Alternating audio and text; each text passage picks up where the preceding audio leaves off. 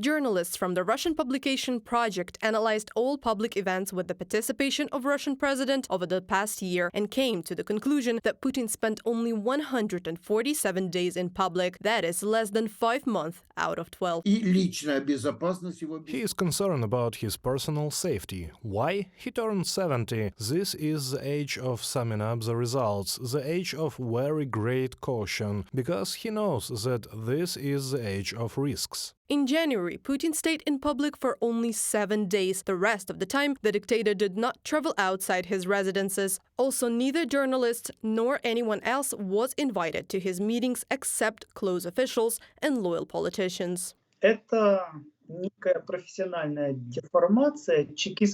is sort of a professional deformation of Chekist work, which forces you to be in eternal tension, distrust and fear of conspiracy, death, coup. The whole history of both Tsarist and Soviet Russia provides enormous ground for this. It is filled with the most savage pages of killing, executions and murders of top officials of the state. Many questions are raised by Putin's ridiculously different behavior. Either he is incredibly public or he disappears for several months. For example, on September 28th of this year, he held 4 important public events at once, but for the 6 previous days, no one except those close to him had seen him in public. At many meetings, Putin distances himself from his interlocutors, and at some, he literally goes to the people, which has given rise to many versions about the existence of Putin's stand-ins.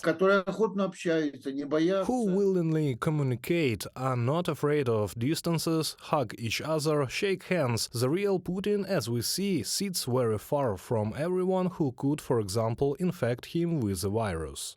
In 2022, remote meetings of the president of Russia accounted for 43% of the total number of events. In another 36% of cases, all participants had to undergo mandatory quarantine before communicating with Putin. At the same time, 1/5 of all meetings with Putin's participation were held without distance and quarantine, for example, with international guests.